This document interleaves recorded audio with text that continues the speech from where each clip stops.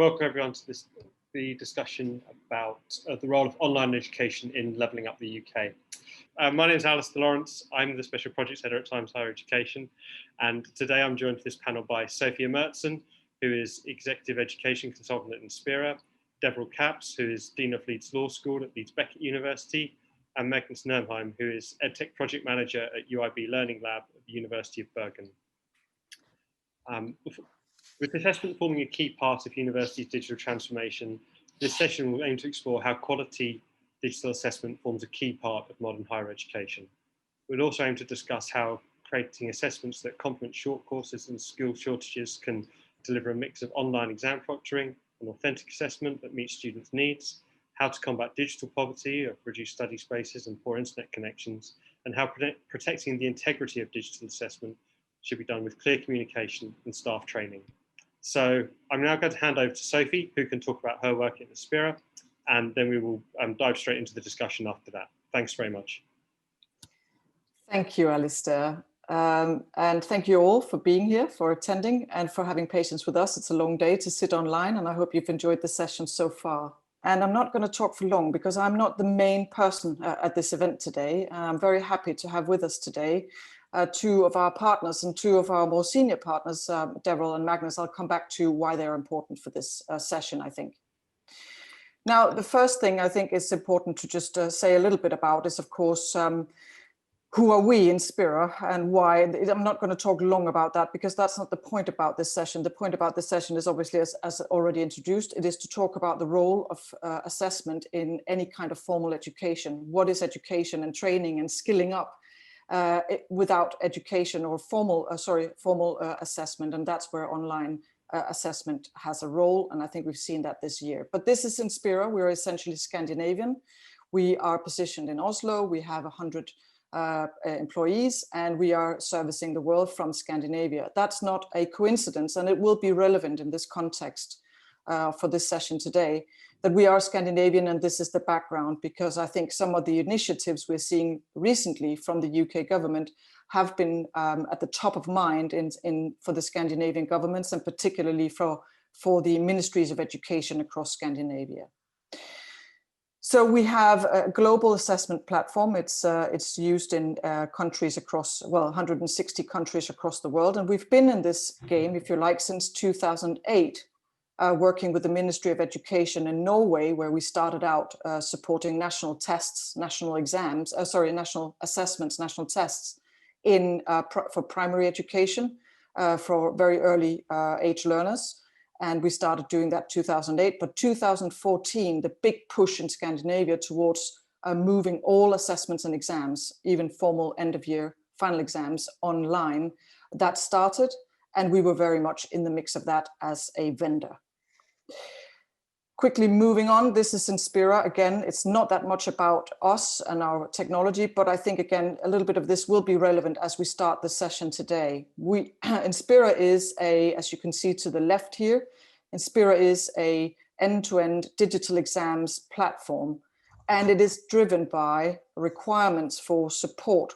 The universities have driven us to develop a platform that supports all the formal aspects around digital assessment and examinations.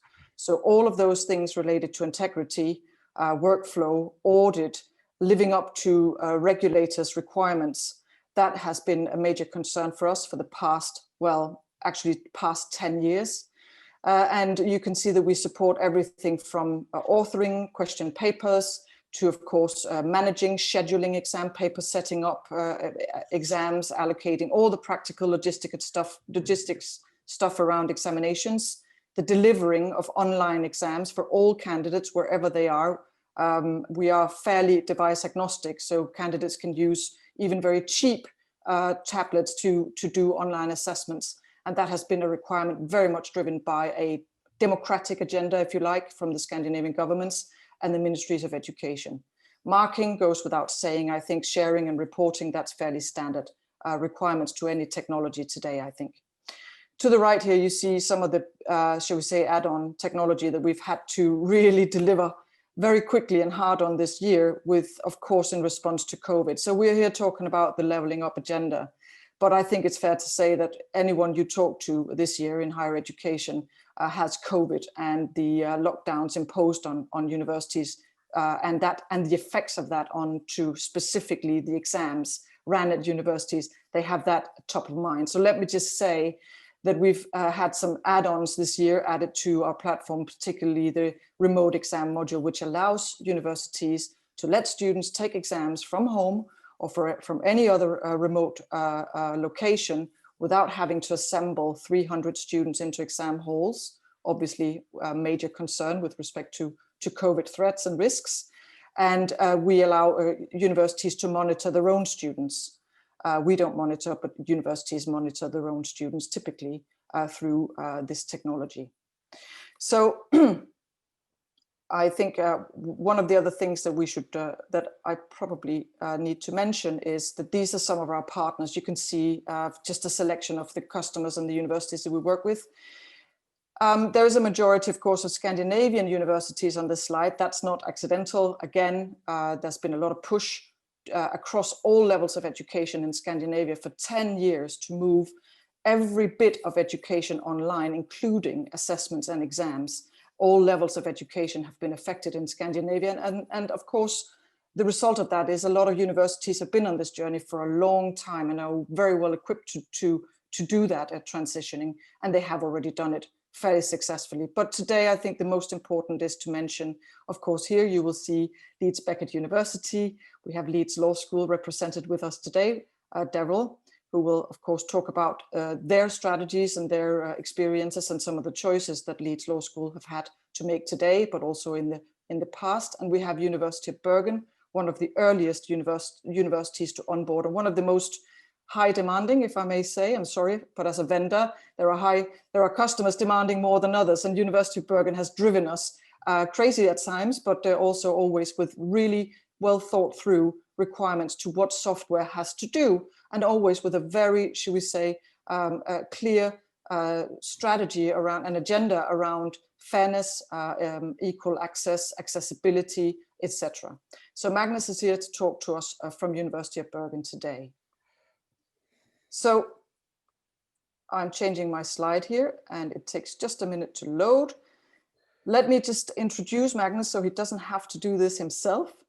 The project at University of Bergen, Magnus has been with and in and very instrumental in since the very early days. And as I said, the University of Bergen started piloting with Inspera, with us as a vendor, together in a collaboration with two other major universities in Norway, back in 2014, University of Oslo and University of Agder.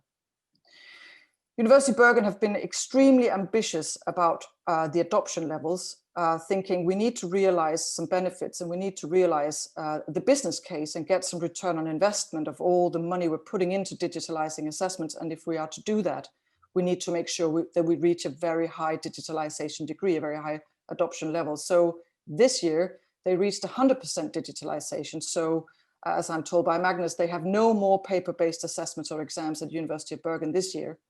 Now the final few percentages here was of course as a result of COVID and the COVID push and the problem of not being able to assemble students anymore into exam halls.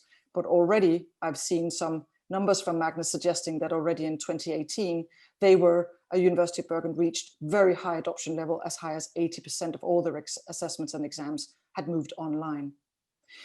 As I said before, the digital assessment strategy that Bergen was very instrumental in driving, and that has shaped, I think, in many ways, the Scandinavian transitioning to e-assessment across higher education, was a strategy that placed emphasis on authentic assessment, letting students meet on exam day tools, assessment formats that they would be used to from the teaching and learning in their everyday part of higher education as a student in higher education, but also resembling to some extent tools, media that they would be presented with as they actually turn into, as they graduate and get on with in the work life, essentially, with employers.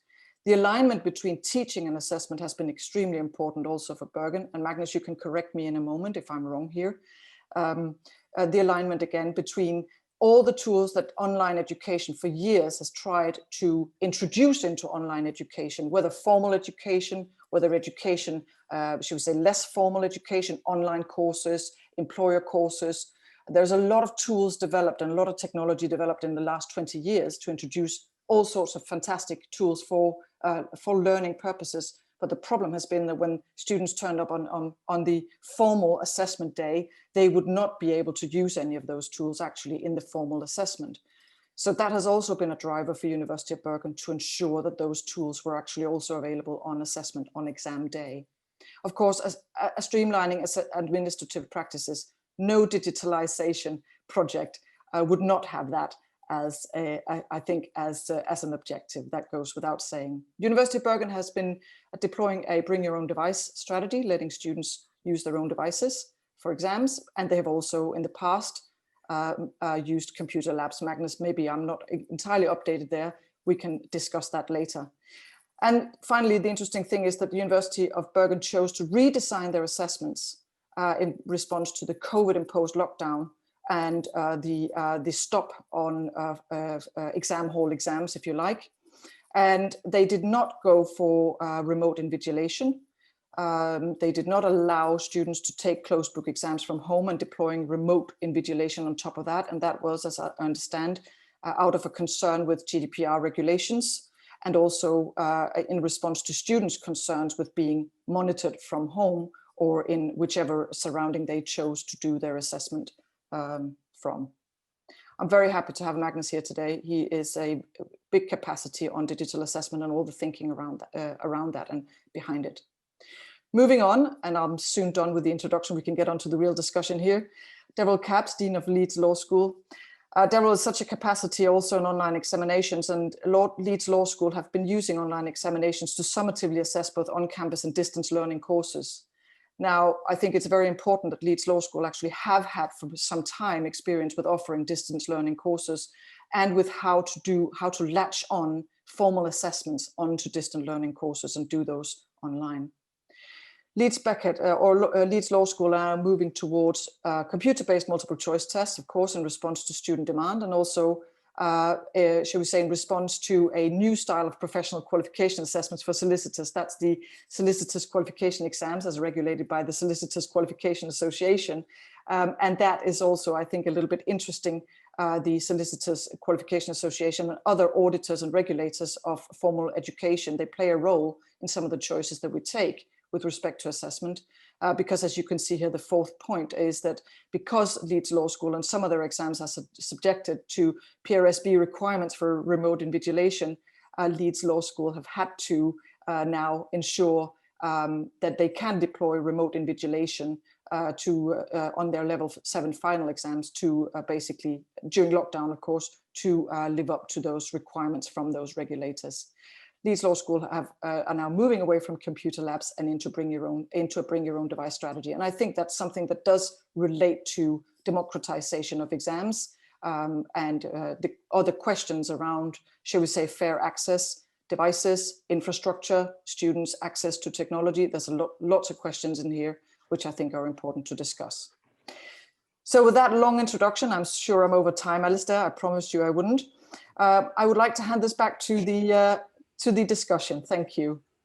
Great, that's brilliant. Thank you, Sophie. I think that gives us a really nice grounding to sort of dive straight into the points for discussion for today. And I think an obvious place to start is to talk about how quality digital assessment forms a key part of digital transformation in UK higher education. It's a point that's been made many times over the discussions that THE's had with the Academy since March, that when you talk about digital transformation, all roads lead to assessment ultimately. And that's why it is so hugely important. So, Deverell, perhaps I could start with you just to get an initial sort of UK perspective on this in terms of how the shape of digital assessment is changing at your institution, and the positives, the negatives, the challenges that you've overcome, the biggest benefits, and what you've had to address since March, I guess. Okay, how long have you got? I think it's been a very, very difficult situation over the past what, 9 months now since the end of March to, you know, and it's we've got to get to a position where the digital transformation journey has been going on for quite a long time. I've been involved with online assessment and e-learning since probably the early noughties, from about 2001 onwards, and it's never really had such a focus on as it has now. So as the whole of the UK has really moved to online learning in a really big way, as you said, online assessment really goes hand in hand with that. And so there has been a torch shining very brightly on all that we do. I think that when you're looking at it from a general journey perspective, we have the general modular developments that will always go on with any institution, but then you've got one maybe tiny baby step when it comes in a module to go into an online exam or doing some online learning, but that, when you're looking at one particular module, and that module is one of 2,300 odd in a particular institution, then the changes are quite gradual, although now we are looking at a much greater seismic shift towards online learning and online teaching, and also online assessment. Difficulties that we found, we had PSRB requirements, so we had to make sure that all of our exams were remotely invigilated, or remotely proctored as the term is, and we had to make sure that we were assuring the SRA, the Solicitors Regulation Authority, that what we were doing was as good as the students would have got were they sitting in any particular examination hall. And we weren't alone with that. There were a number of institutions all around the country who deliver LPC assessments, who were in a similar position to we were, to make sure that we were convincing and making sure that the individual students were taking as robust an assessment process as they would do were they on campus. Particular difficulties we've had, of course, is making sure that we've improved staff training, to make sure that we've given all of the staff the opportunity to be able to learn and develop and work with the new tools that we have. And it is a journey, you know, it is an absolute learning journey. Online assessment is just one part of it, as I said, and it does move on to online teaching again, which is slightly different to this particular element of our discussions, but it is absolutely inextricably linked. Right, thank you very much. And Max, we can come to you next, just to perhaps speak about your several years into this journey of digital transformation at Bergen, and has there been the same level of disruption since March for you, or is this just sort of sped up the entire process? Has it changed very much for you? I mean, you know, how do you, presumably you've not been dealing with the same level of disruption that we have had in the UK. Yeah, clearly we've had disruptions. I think is summarized in terms of assessment. The comment made from our teachers on the day that we closed down campus on the 13th of March, and we talked about, well, we have to digitize assessment and such. And I think the comment was, well, can we just keep doing what we've been doing for the past 4 or 5 years? Why do we need to change it? So yeah, definitely we didn't have a huge disruption in terms of assessment. Obviously, as Dev alluded to here as well, this ties very much into teaching. And I think that's perhaps where we had the biggest disruptions, and we became very familiar with interaction tools and such for teaching. But for pure assessment purposes, I don't think we had the same level of disruption as the UK had. And having had 4 or 5 years to go through a process and do it iteratively and spending time to learn, I don't envy the UK university's position in this. No. Has this spurred on any changes to the curriculum, which are then reflected in the assessments that you're offering? Are you starting to look at offering different types of courses yet? I mean, is there other processes that have been sped up by the pandemic at your institution? There's been talk of lifelong learning for quite some time in Norway. I wouldn't say necessarily if it's sped up or not, but definitely there's been put some attention to that, I would say.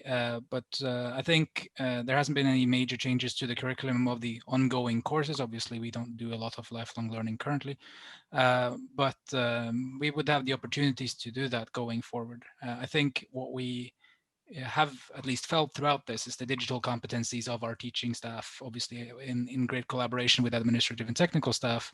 And I think, or my prediction is that teaching and learning at the University of Bergen will never return to what it was in February, although I'm not sure that has to do with new initiatives, more of the things we now have gotten under our skin in terms of utilizing technology to enhance learning rather. Okay, and how do you think the changes to technology will change your cohort perhaps going forward? You get a different type of student, will it be a more diverse body, different locations? I mean, is that something that they may change, do you think, at your institution? We spent quite a lot of time figuring out how to deal with on-campus teaching, and we've focused on bringing the students back to campus. Of course, the possibilities now of having students to do remote teaching and learning, I think that's going to be evident in the lifelong learning initiatives that are going on. But for our base education, we want to bring the students back and give them a sort of on-campus, face-to-face, interactive, physically interactive teaching and learning experience. Although definitely there are new opportunities that arise through the utilization of these digital tools. Okay, great. And Deborah, I mean, is this perhaps more of a pressing concern for UK institutions? I just think sort of the kind of political rhetoric in this country about having to increase the availability of education at HE level, and also just looking at the sort of regional inequalities that have been identified by the government. Do you think that the type of cohort at your institution will change going forward, or will it be encouraged to, how do we solve the problem of kind of increasing access and giving more opportunities to different types of learners?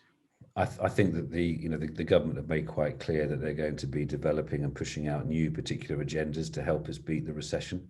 I think that there's going to be a requirement really for some HE institutions, if not all of us, really to sort of engage with different people and offer different sorts of courses, whether they're going to be shorter vocational courses, whether they're going to be short modular type programs, but things that are going to help people change their I suppose their direction from a job that they would have had before the coronavirus pandemic to what is required now. I mean, we can all look round, and we look round at the shops, and we hear on the news about the number of individuals who are being made redundant, as we hear about our friends and who have possibly been on furlough and then are being made redundant. It is a very difficult and unfortunate situation, and it is going to be a big shift in the way that we're all operating. And those listening to Rishi yesterday about what was going to be happening and the fall in house prices, the change in the the economy over the next 3 years, there's a lot to do. But certainly from the way that I sort of see the future happening and falling out is going to be shorter courses, more vocationally driven, to help people transfer their skills from one particular sector and one industry into another. And for a discipline such as law, is adding that level of flexibility around assessment, does that presumably it has many different benefits? You can get people retraining or back into the workforce quicker, and perhaps does it even create sort of different types of jobs, even if you are looking at the flexibility in which people can be assessed and gain new skills quickly? I think that there is, with law, we're quite a traditional sort of subject area. And we do have this particular focus on high stakes, high stress examinations. And I do think that all of this pulling together with, the way that the government is going to be pushing money into industry, sectoral and market changes, I do think that we're going to be looking at far better authentic assessment. And when I'm talking about authentic assessment, I'm talking about the way that we're using the assessment processes within HE to emulate the sorts of activities that go on in the marketplace. So we will be doing more letter writing assessment, we'll be doing more interviewing assessment, we'll be doing assessments that are going to actually make a difference when it comes to that individual in the workplace. And outside of law, you're going to be looking at other sorts of authentic assessment strategies, where they're going to be designing a website, where they're going to be maybe even possibly running events management courses, but they'll be using Zoom as the test bed for that, as opposed to trying to work it out on a paper-based type system of what they would be doing if they were in a village hall or in a large public arena. So there are going to be massive changes, and I think it has, as I said earlier, it's a seismic shift really in education to bring on board and make use of all of these sorts of technologies. But we do need to see ourselves as an institution, as higher education. We're there to educate and help transform. We're there to help people go from one particular stage of their life to another. I think that there is going to be a slight change when it comes to young people going to university. I think next year may be slightly tricky with the individuals who may want to come to university. They may want to take a year out. But if we go from Professor Noel Ferguson's talk this morning, hopefully by Easter of 2021, things are going to start to return to some sense of normality. So by September, we should be back to where we were in February. Fingers crossed. Yes, okay. So Magnus, to that point, if could you give us some insight onto sort of what the direction of travel is around authentic assessment at your institution? You know, have there been conversations about embedding more authentic assessment in your curriculum when you start talking about assessment? Very much so, I would say, and I think that's some of the factors that we have gotten from the whole long implementation process. Obviously, having the time to gradually implement, we had a very clear strategy saying we don't want to force anyone to make changes, adding new systems, knowing which buttons to push, and also getting a sense of comfort using these new digital tools, understanding that they are safe to use, that the assessment is appropriate, and that there is no cheating, for example. We do, however, then after the comfort level has risen, see that teachers are starting to think, well, why are we actually assessing them in this way? And this is a push that we're promoting very much from the Learning Lab perspective, is looking at authentic assessment in alignment with the learning outcomes as well, and also the teaching that is being done. And I guess then digital assessment for us is become a catalyst for educational development as a whole, and starting to sort of drill into some of the more fundamental questions. So are we teaching the students what they should learn? So is the higher education that we provide relevant? Are we teaching them that in a way that they actually learn that? And as you allude to, are we actually assessing that they've learned what they should learn? So assessment is one piece of the bigger puzzle, but having run the digitization process has really dug up and started to have the academic community start to discuss these things. Great, thank you. Sophie, if I can just ask you, from your perspective as a supplier, obviously you have a very broad outlook in terms of you're having all these different conversations with different universities and different assessors in different countries, different regions. Are you already starting to see regional trends emerging in terms of the changes to authentic assessment and what people want to implement?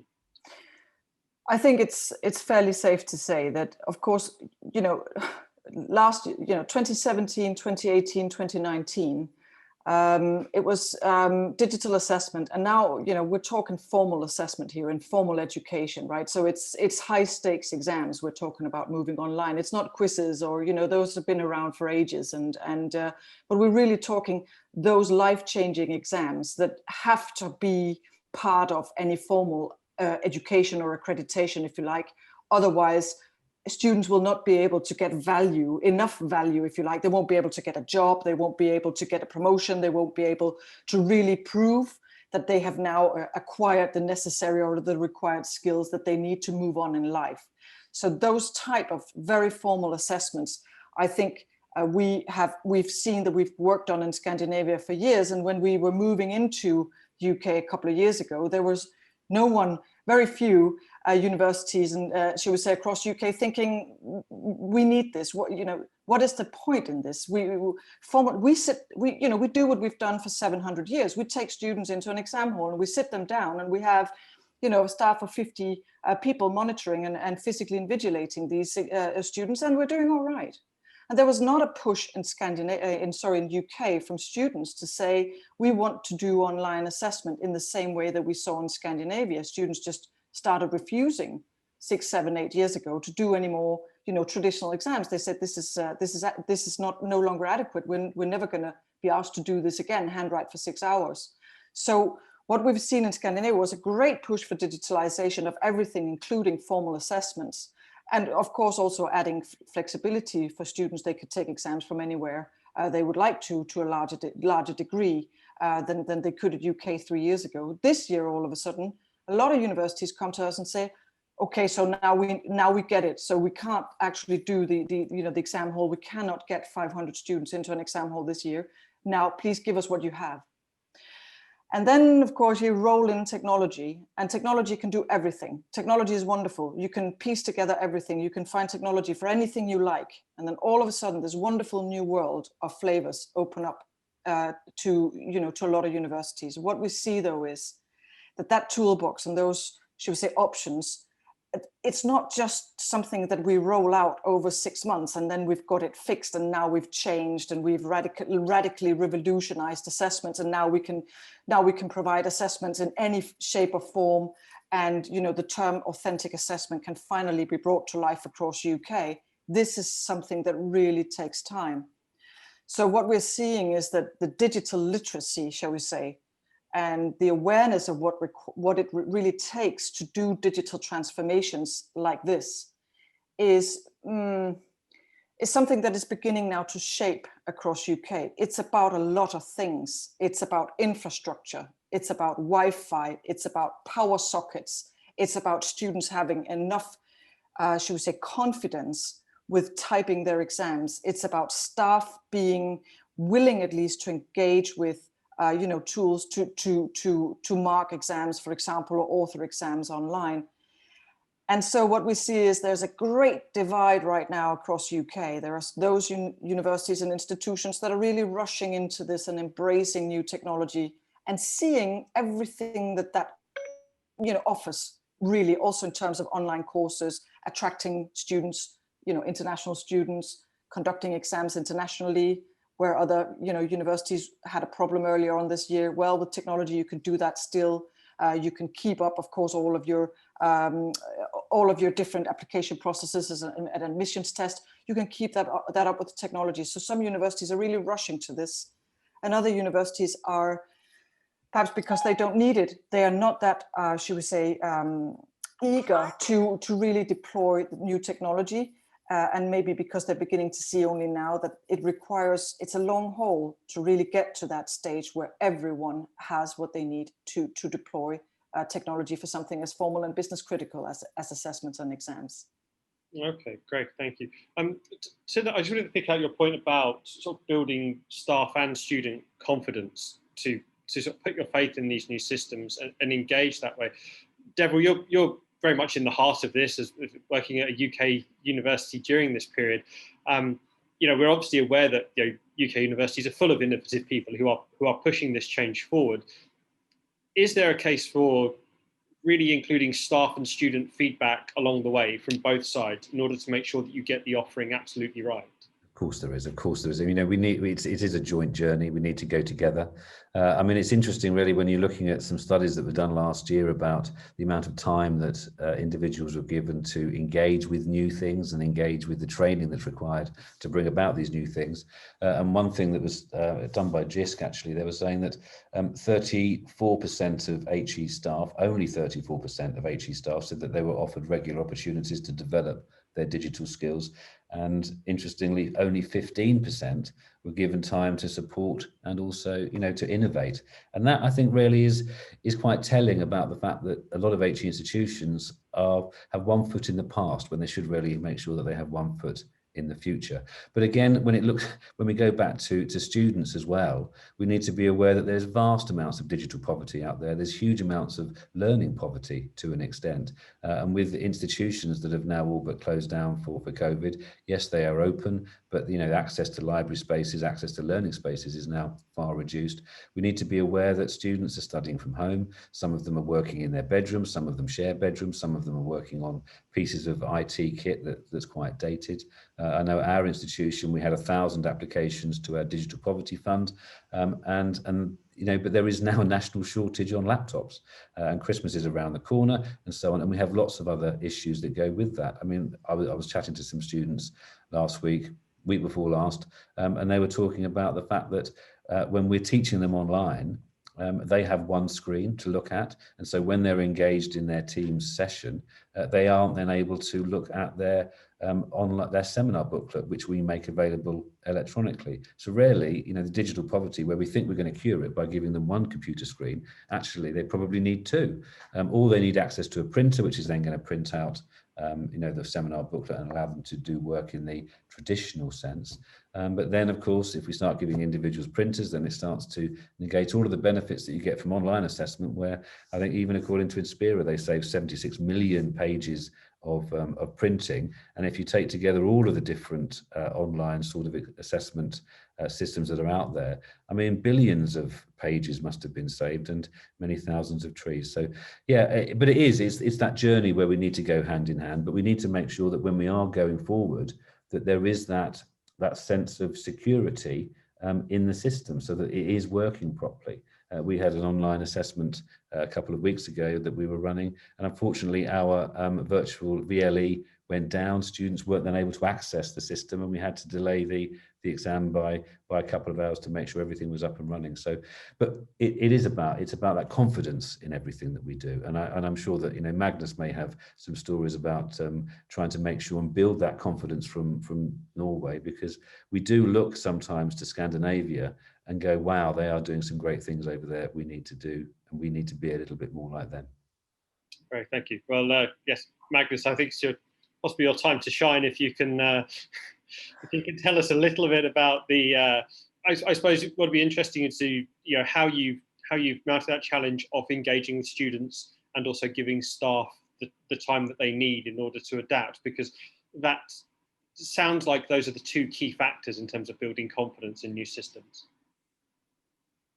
I think that's very true. If you start with the staff and just sort of try to look at some of the data we now have from COVID. Obviously, assessment wasn't the pain that we were going through, but going back to to put it into context, after doing the implementation of digital assessment nationally, there was a survey saying that 19% of staff over all universities in Norway said they lacked the digital competencies to do this transition, and 40% felt it went too quickly.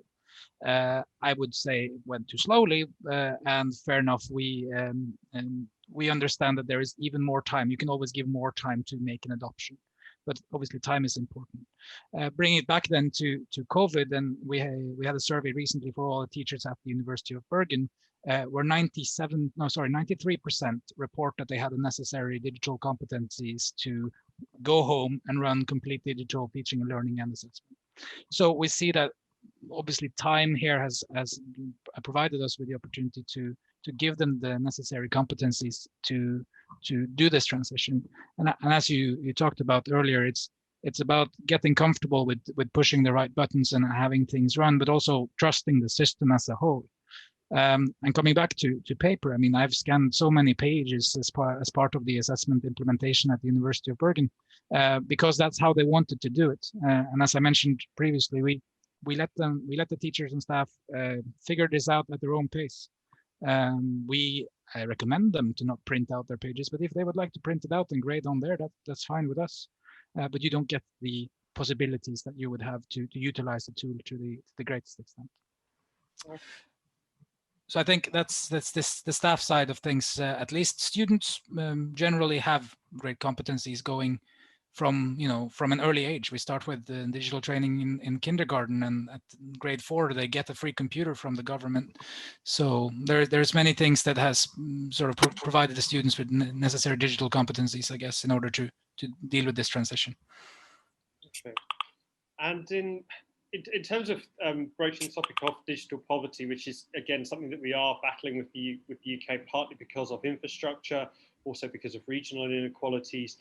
And also, I think a more broader point about how once you shut down university campuses, you are removing the space that a lot of people have to study because of their various commitments or their living arrangements, and outside of their time at university and their time in education in general. How are those going to be challenges that you're dealing with at the moment? Or I mean, I know you say you're very keen to get people back onto campus in Bergen. Is that part of the reason, in addition to all the the social aspect that's very important for study as well? Clearly, we want to bring the students back to campus, obviously for the social and mental aspects of things. We do see a similar survey had out now that the students were on par with the teachers in terms of having the competencies and the equipment. But now in our second round of lockdown, we said that the campus will be open for those who need it, and we saw about 8-10% of the total amount of students who got back onto campus to utilize it. Or I mean, they applied to come back onto it. We don't actually track if they enter the rooms or not. So of course, being able to provide an equal and fair approach to dealing with the COVID crisis. We have students who live 4 or 5 students within a small flat, sharing one kitchen, living room, and 4 bedrooms. It's going to be hard to get an appropriate area to deal with your teaching and learning, and especially assessment. So as part of those 8-10%, we have let the students come in to sit their exams in a reading hall, normally no invigilation, no nothing, but a nice controlled environment for them to do their assessment in a fair way. Right. Yeah, it sounds like a good compromise given the restraints that everyone's dealing with at the moment. One thread I wanted to pick up on that was mentioned very briefly before was about how this might change international engagement, because obviously every university has an international cohort, and it's not just about how you can serve and support them while your campus is locked down and everybody's working remotely. It's also perhaps looking to the future and seeing that, well, what is international engagement going to look like? And I was particularly interested with a case such as Scandinavia. I think it's a very interesting market because you're always held up as a very strong example of how to do digital assessment and digital learning very well. Do you think this will change the international ambitions of your university in terms of, can you increase your international cohort if you increase your digital offering, your digital courses? I know it's a hard prediction to make perhaps because we're still in flux, but do you think this perhaps creates the potential for Scandinavian universities to increase the number of international students who are studying there? If I can start on that, and then perhaps I can pass to Sophie, who has some more Sure. national levels. When we started talking about digitization in Norway and between institutions, and we very quickly, at least, didn't come to the conclusion, but we all agreed that digitization is not a competitive edge between us anyway. I think what will bring the students from abroad to Norway is not the fact that we have great infrastructure and good digital tools. If anything, it's that we've embraced the utilization of digital tools and put digital competencies into our study programs and are preparing the candidates or the students for whatever future they have in a better way than those who haven't. Although I'm not the one to say that digital competencies is the most important skill and that we will have that competitive edge over international partners. But we definitely have the infrastructure in order to start that move. But in the spirit of sharing in higher education, at least in Norway, we're also very keen on sharing our experiences within that development, because we don't think that's really going to be the biggest competitive edge. Very modest answer, but thank you.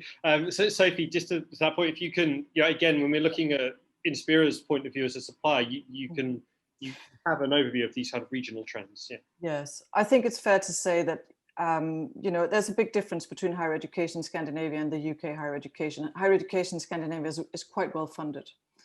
And of course, it's government funds in general. And of course, they are not, when you look at each university and how they're struggling, they're not well funded. They are struggling with exactly the same problems as everyone else, but students are not actually paying any tuition fee to attend to universities. And that changes everything.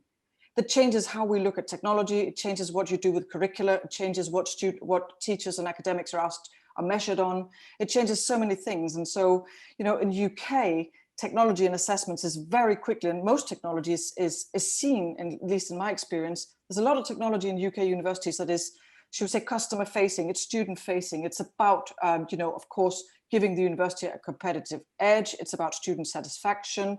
It's about student attainment. It's about, of course, ensuring enough international students can attend the university, that you recruit and of course, attain those students throughout.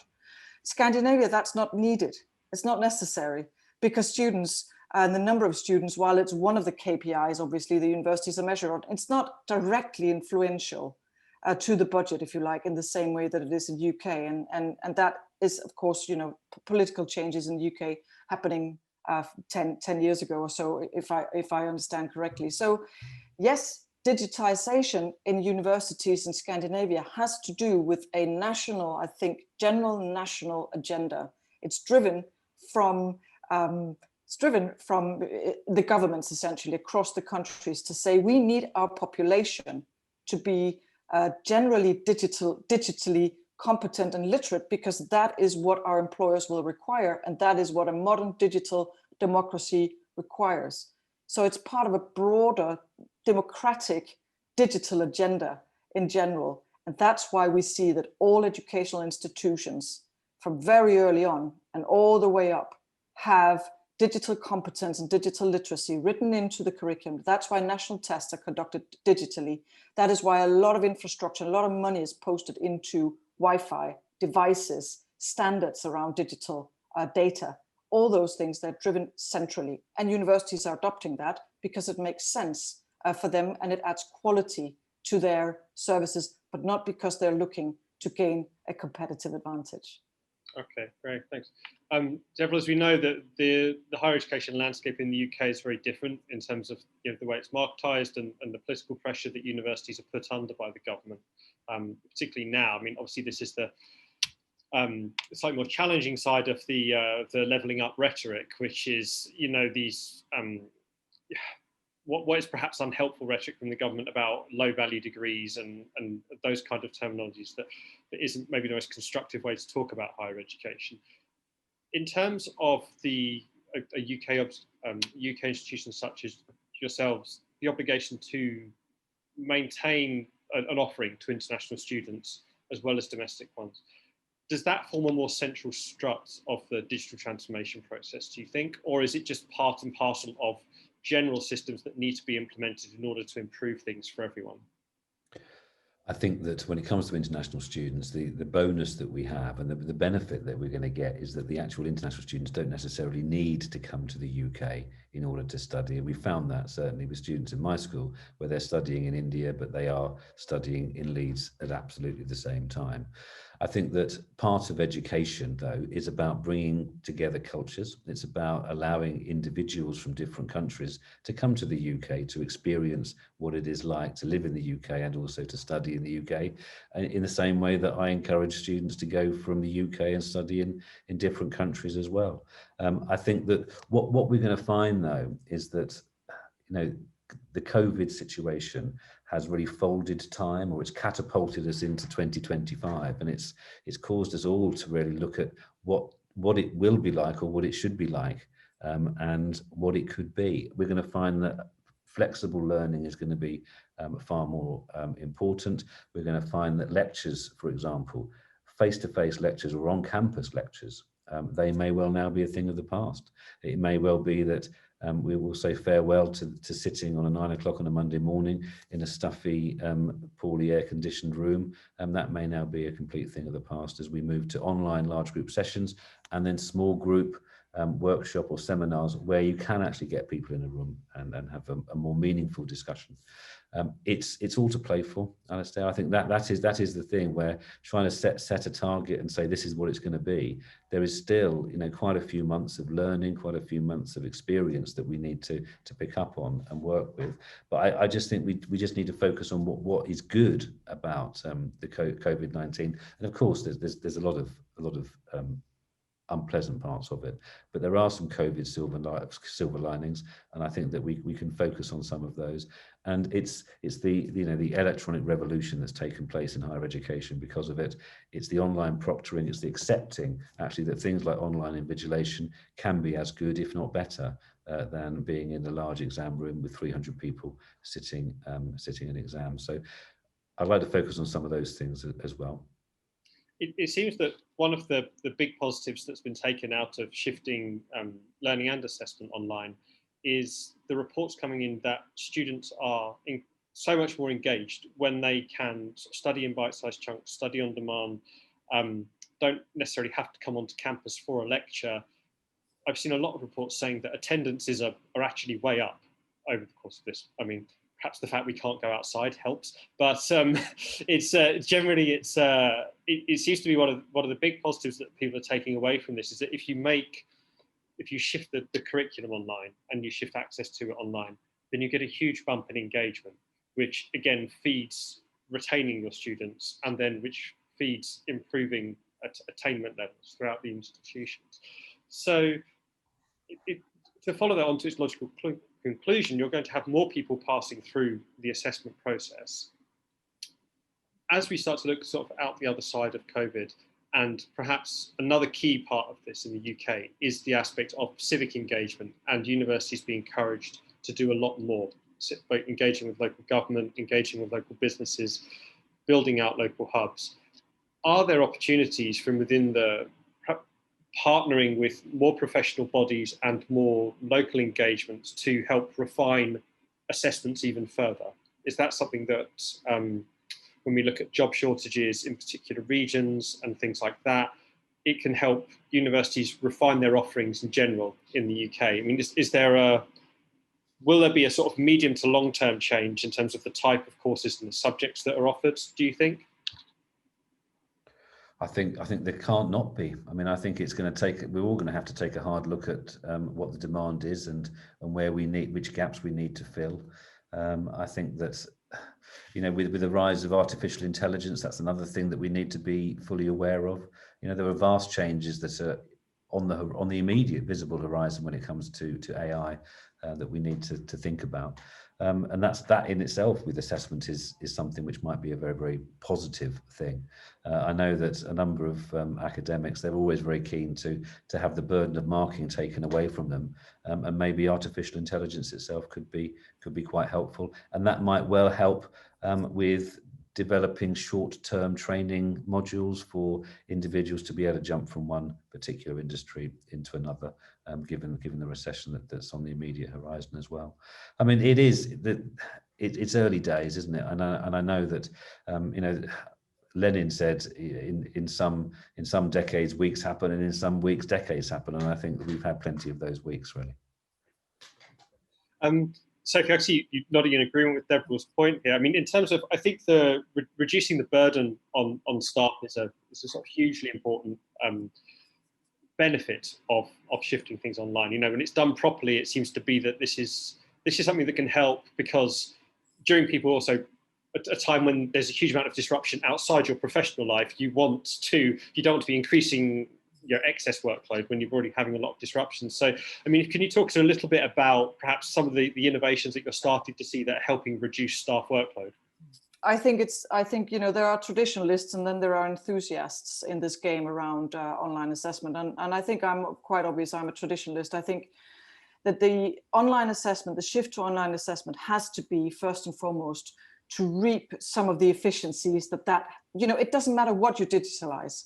It's anything you digitalize. You can digitalize any processes, whether they're external processes or internal operational processes, and assessments is really business critical, a very important formal, you know, they're legal processes because there are laws surrounding those processes. And when you start digitalizing them, it's not about all the fancy stuff we can do now. It's about getting it right and really ensuring that you get of course, that you maintain all the requirements posed by the law, but also that you really alleviate the burdens on the staff. University staff are overworked in many areas already, and doing online assessment is all about that. Then second level, the second step is, all right, now we're here and we're no longer overworked because we have done the basic transitioning. We're comfortable with doing online assessment, and it's a huge relief compared to the paper-based assessments that we did 5 years ago. Now we're here and we can finally start to think, okay, what can we do with this wonderful technology? And now we can start to innovate.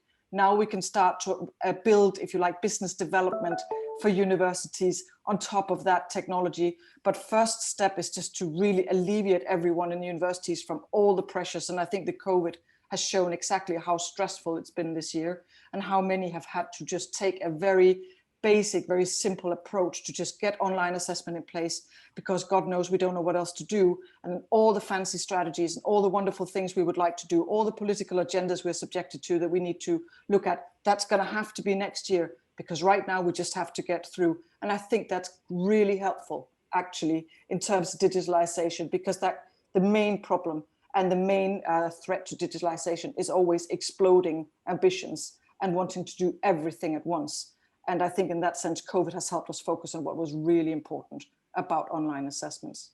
And I think it can be used now as we go into leveling up agenda, and different regions, different universities, different stakeholders will have to, of course, enact and implement their part of that agenda. I think we're laying now with COVID and online assessment a baseline for really having a better starting point to start really doing something about democratic fair access across the UK. And I think we've seen that can happen in Scandinavia. Great, thank you. Magnus, we're nearly at time. We've got about 5 minutes left. I was wondering if I could just ask you, because I'm aware your role at Bergen, a key part of your work there is the long-term goal to bridge the gap between emerging digital tools and consolidate that with best practice as well. I would just think, what do you think the next stage of this will look like? You know, I know it's very increasingly it's very difficult to predict the future, but given what you've seen so far. I think your point, Sophie, about freeing up some time for the staff, although it might be correct, and we can say 40% reduction in grading time, there's no one that's out of work currently. So with a new tool comes new possibilities, and I think the next step in sort of looking ahead now is going beyond knowing what buttons to click and reproducing what we're doing on paper or what we're doing traditionally, and really releasing the potential which are within these tools, not only applying them to how we're doing teaching and learning now, it could be, whether it be geographical or on campus or wherever, but also really thinking about how we do teaching and how we do assessment and aligning it with the learning that might be changing as well. So the collaboration between the traditionalists and the traditional lecture final assessment with educational technology experts, with their staff, so they don't get overworked, or the administrative staff, in order to drive teaching and learning development further, I think would be the importance. And also bringing back to pedagogy, I think I wouldn't be wrong in saying that we base a lot of our teaching in Scandinavia on very old models of pedagogy. There are definitely a lot of research going into that now, and we're also starting to bringing our research heads or bringing our teachers' research minds into teaching and learning. So through the scholarship of teaching and learning, or other sort of more methodological approaches to develop teaching and learning at the university. Okay, great, thanks. Dev, we've got a couple of minutes left. I just wonder if you've, you know, like I say, there are reasons to be hopeful out of all of this in terms of the, you know, the innovative tools that we have now and the stuff that's starting to emerge. Has there been anything that's really kind of captured your imagination, or has it been more the sort of cultural response from the academy that's been heartening to see in the past few months? I think it's about people really harnessing and thinking about the future, and I think that is what has been comforting to me. It's not, as I say, keeping one foot in the past. It's about looking to see the ways that we can develop, the ways that we can move from this, and like a phoenix from the flames, you know, rise up and be better and new. I do feel that there is going to be in HE there are those people who are.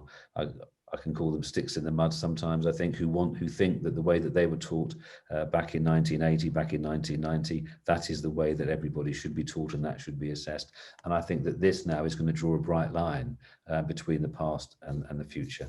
And I do think we are looking at some really exciting opportunities ahead, and we need to be brave. We need to think about what this could do and really, you know, help free up some of our time to do more exciting things too. Great. Well, here's hoping we will get the time and the support that we need in order to make that happen. We're out of time, so thank you very much. It's been a really informative hour. I'd like to thank Sophie, Deborah, and Magnus for joining us, and I hope you enjoyed the discussion as much as I did.